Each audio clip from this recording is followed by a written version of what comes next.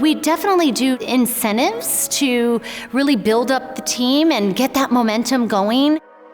We have Sunday huddles, which I will never, ever, ever miss, because that's something where we're able to give back to our team.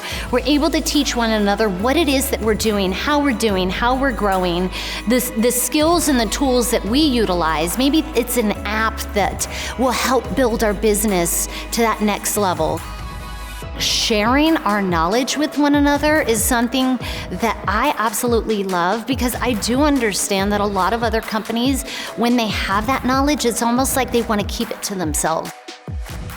Here, knowledge is free. Here, we share it like we share our love for one another. I think that's a really, really big part of kind of building within that team.